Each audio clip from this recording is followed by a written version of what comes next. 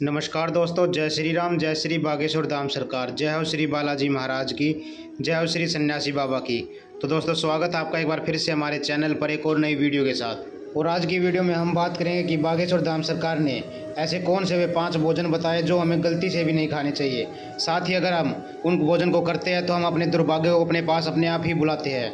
तो चलिए जानते हैं ऐसे कौन से भोजन हैं। तो दोस्तों, आपको बता दें कि जो भोजन की आधारभूत ज़रूरत है, आधुनिक ज़माने में मॉडर्न बनने के चक्कर में हमने न केवल अपना रहन सहन व पहनावा बदला है, बल्कि खाने के तौर तरीके भी बदल दिए हैं, जिसका नतीजा ये होता है कि वक्त से पहले ही हमारा शरीर कई तरह की बीमारियों का घर बन जाता है और हम उम्र से पहले ही बूढ़े हो जाते हैं। शरीर में उम्र का बढ़ना एक अलग बात है और हमारी बॉडी सेल्स की उम्र का बढ़ना एक अलग बात है। इसके अलावा भोजन करने के कई नियम शास्त्रों में भी बताए गए हैं और अगर हम खास चीज़ों का सेवन रोज़ करेंगे तो यकीनन हमारे शरीर की हमारी उम्र कई गुना कम हो जाएगी। लेकिन कैसे, तो चलिए जानते हैं आज की वीडियो में। लेकिन उससे पहले दोस्तों, अगर आपने अभी तक हमारे चैनल को सब्सक्राइब नहीं किया है तो प्लीज़ चैनल को सब्सक्राइब कर ले, ताकि बागेश्वर धाम सरकार से जुड़ी और भी बहुत सारी जानकारी और उपाय आपको देखने और सुनने को मिलते रहे। तो दोस्तों, आपको बता दें कि श्रीमद् भगवत गीता कहती है कि भोजन 3 प्रकार के होते हैं, सात्विक, राजसिक और तामसिक। सात्विक भोजन को सबसे श्रेष्ठ श्रेणी में माना जाता है। यह भोजन की सबसे उच्च श्रेणी होती है। यह आपकी आयु, रूप, गुण और सुख की वृद्धि करता है। सात्विक भोजन में शुद्ध शाकाहारी भोजन शामिल किया जाता है। वही राजसिक भोजन में सभी स्वाद शामिल होते हैं, जिसमें कड़वा, खट्टा, नमकीन, गर्म, तीखा, कसेला शामिल होता है। माना जाता है कि राजसिक भोजन करने से शरीर में दुख और रोग उत्पन्न हो जाते हैं। वही तामसिक भोजन को सबसे ज़्यादा हानिकारक बताया गया है। मांसाहार भोजन, बासी, सड़ा हुआ, गला, दुर्गंध युक्त, झूठा और अपवित्र भोजन तामसिक भोजन में आता है। कहते हैं कि सात्विक भोजन करने से देवताओं के गुण आते हैं, वहीं राजसिक और तामसिक भोजन करने से मन और बुद्धि की जड़ता खराब हो जाती है। आप चाहे जो खुद पर आजमा कर देख लीजिए। चलिए अब आपको भीष्म पितामह की कही हुई ऐसी बातें बताती है जो उन्होंने अर्जुन को बताई।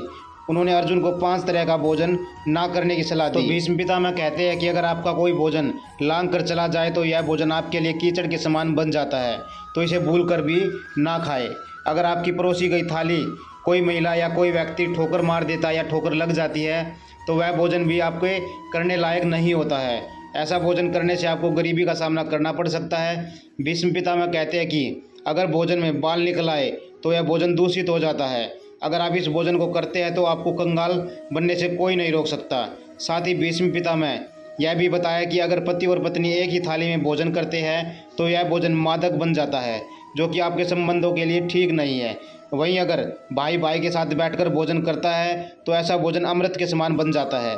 भीष्म पितामह ने 5वां भोजन बताया कि अगर कुंवारी बेटी अपनी पिता के साथ एक ही थाली में भोजन करती है तो वह अपने पिता की अकाल मृत्यु को हर लेती है। तो आपको बता दें कि जब तक बेटी की शादी नहीं होती है, हमेशा पिता को बेटी के साथ ही खाना खाना चाहिए। इसके अलावा अगर हम चरक संहिता को देखते हैं तो इसमें आयुर्वेद से जुड़े कई नियम बताए गए हैं। महर्षि चरक कहते हैं कि एक व्यक्ति के शरीर में वात, पित्त, कफ 3 दोष मौजूद होते हैं। जब इन तीनों का संतुलन बिगड़ जाता है तो मनुष्य का शरीर बीमारियों का घर बन जाता है। आयुर्वेद कहता है कि हमारे भोजन में 6 रस शामिल होते हैं, जिन्हें हमें एक सही नियम से खाना चाहिए। जैसे कि सबसे पहले मीठा, फिर नमकीन, फिर खट्टा, फिर कड़वा और फिर तीखा, सबसे आखिर में कसेला, क्योंकि इसे पचाने में किसी तरह की समय लगता है। साथ ही आयुर्वेद का नियम ये भी कि 1.5 घंटे के भीतर पके हुए भोजन को ग्रहण कर लेना चाहिए, वरना इसके बाद उस भोजन की जड़ता आ जाती है और यह आपके शरीर के फायदे की जगह नुकसान पहुंचाने लगता है। साथ ही भोजन करने का एक निश्चित समय जरूर होना चाहिए, क्योंकि जब तक आसमान से सूरज रहता तब तक हमारे पेट में जठरीन प्रबल रहती है और भोजन पचाने में मदद करती है।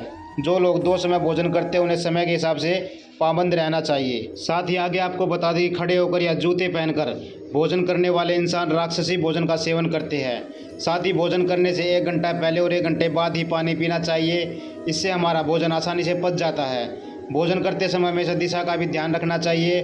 भोजन को हमेशा पूर्व और उत्तर की दिशा में ही मुँह करके करना चाहिए। अगर आप दक्षिण की दिशा में मुँह करके भोजन करते हैं तो वह भोजन नकारात्मक शक्तियों को प्राप्त करता है। साथ ही आयुर्वेद कहता है कि भोजन करते समय कम से कम 5 निवाले मौन रहकर ग्रहण करें। साथ ही भोजन के बीच में कम से कम 8 घंटे का अंतर होना चाहिए और नियम कहता है कि भोजन करने के 2.5 घंटे बाद हमारी आंतों को पूरा तरह से खाली हो जाना चाहिए। ऐसा करने से भोजन ही हमारे शरीर को पनपने में मदद करता है। अब जरा वेदों की भी सुनिए। वेद कहते हैं कि जब भी हम खाना खाने बैठे तो हमें भोजन मंत्र का उच्चारण जरूर करना चाहिए और कम से कम एक निवाला सभी पितरों का ध्यान करके ही निकालना चाहिए। इसके अलावा हमें ज़मीन पर बैठकर ही भोजन करना चाहिए। इससे पृथ्वी की सकारात्मक ऊर्जा तरंगे हमारे शरीर में प्रवेश करती है, भोजन को सकारात्मक तरीके से पचाने में मदद करती है। और साथ ही आयुर्वेद ये भी कहता है कि कभी भी थाली में एक साथ 3 रोटियां थाली में नहीं रखनी चाहिए, क्योंकि अगर आप ऐसा करते हैं तो आपकी सेहत पर नकारात्मक प्रभाव पड़ता है। वहीं कुछ लोगों की आदत होती है कि वह खाना खाने के बाद थाली में ही हाथ धो लेते हैं। ऐसा करने से माता लक्ष्मी और माता अन्नपूर्णा का अपमान होता है। ऐसा कभी भी नहीं करना चाहिए। और अगर गुरुजी की माने तो आजकल की पश्चिमी सभ्यता के पीछे भागते हुए हम कचरा खा रहे हैं। हमारे पास खाने के लिए बहुत ही अच्छी चीज़ें होती है, लेकिन फिर भी हम बर्गर पिज़्ज़ा जैसे फास्ट फूड खाते हैं, अपने शरीर के पाचन तंत्र क्रिया को धीमा कर रहे हैं। दरअसल हमारा शरीर इस तरह से डिज़ाइन किया हुआ है कि वह सबसे आसान तरीके से सात्विक भोजन को ही पचा सकता है। लेकिन अगर हम प्रोसेस्ड फूड खाते हैं या जंक फूड खाते हैं तो 30 से 60 दिन पुराना होता है। तो ऐसे में भोजन को पचाने के लिए हमारी बॉडी सेल्स को ज़्यादा मेहनत करनी पड़ती है। हमारे शरीर में कई रोज़ हज़ारों सेल्स बनते और बिगड़ते जाते हैं। तो आपको बता दें कि जिससे हमारे शरीर की सारी एनर्जी केवल भोजन पचाने में ही बर्बाद हो जाती है। यही कारण है कि हमें आलस, नींद, शरीर की बढ़ती उम्र का सामना करना पड़ता है। हमारे शरीर का वजन बढ़ जाता है। गुरुजी कहते हैं कि हर रोज़ खाना पकाने के 1.5 घंटे भीतर उस खाने को ग्राइंड कर लेना चाहिए। उसके बाद खाने में जड़ता आनी शुरू हो जाती है। वहीं फ्रिज का रखा हुआ खाना और बाहर का डब्बा बंद खाना हमारी सेहत के साथ तो खिलवाड़ करता ही है, हमारी शारीरिक उम्र को भी बढ़ा देता है। इसी के साथ ऐसा खाना हमें रोज़ खाना चाहिए जो उगने में भी ज़्यादा समय ना ले, पकने में भी ज़्यादा समय ना ले और पचने में भी ज़्यादा समय ना ले। हरी सब्जी खाइए, लौकी, तोरी, ऐसी सब्जी उगती भी जल्दी है और पचती भी जल्दी है। हमारे शरीर पर ज़्यादा मेहनत भी नहीं करनी पड़ती है। साथ ही गुरुजी ने हर रोज़ नीम और हल्दी का सेवन करने के लिए भी कहा है। नीम हमारे पेट के स्वास्थ्य के लिए बेहतरीन दवा है। यह न केवल हमारी आंतों को साफ करने में मदद करती है, बल्कि हमारा खाया हुआ खाना पचाने में भी मदद करती है और शरीर में कई नई सेल्स को बनाने में भी योगदान देती है। इसके अलावा हल्दी का सेवन हर रोज़ करना ही चाहिए। हल्दी कई तरह के इन्फेक्शन को ख़त्म कर देती है। हमारा शरीर कई लाखों जीवों का घर है। इन जीवों में कई ऐसे जीव जो हमारे शरीर के लिए बेहद फायदेमंद भी है और कई ऐसे बैक्टीरिया जो हमारे शरीर के अंदरूनी तौर पर नुकसान पहुंचाते हैं।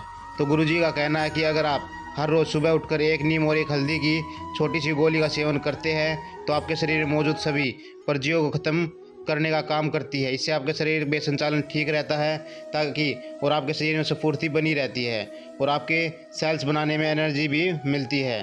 तो दोस्तों आज की वीडियो में बस इतना ही। वीडियो आपको कैसी लगी कमेंट बॉक्स में ज़रूर बताइएगा। साथ ही कमेंट बॉक्स में जय श्री राम